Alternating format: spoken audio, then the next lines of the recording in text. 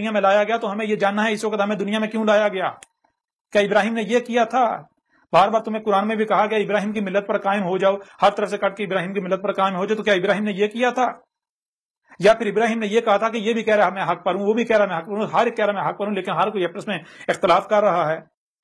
ایسا کیسے ہو سکتا ہے سارے حق پر ہیں؟ ہاں، کس بنیاد پر ہر کوئی کہہ رہا میں حق پر ہوں؟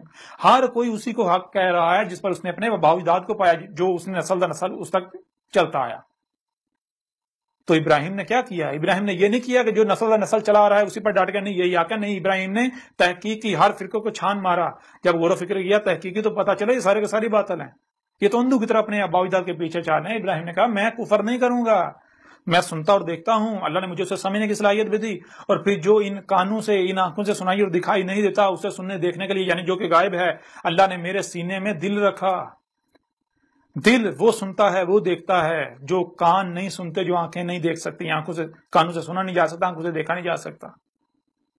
تو ابراہیم نے کیا کیا؟ ابراہیم نے غور و فکر کیا، تحقیق کی، اور ابراہیم نے جانا کہ آج اس وقت میں دنیا میں بھیجا گیا ہوں تو آخر کیوں؟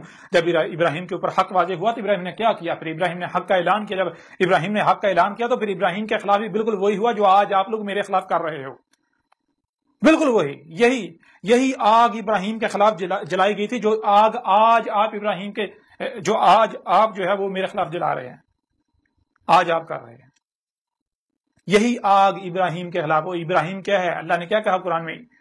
ابیکم ابراہیم، تمہارا ابا ابراہیم ہے۔ اگر آپ ابراہیم کو ابا بنائیں اور وہی آپ کے ساتھ نہ ہو جو ابراہیم کے ساتھ ہوا، یہ کیسے ممکن ہے؟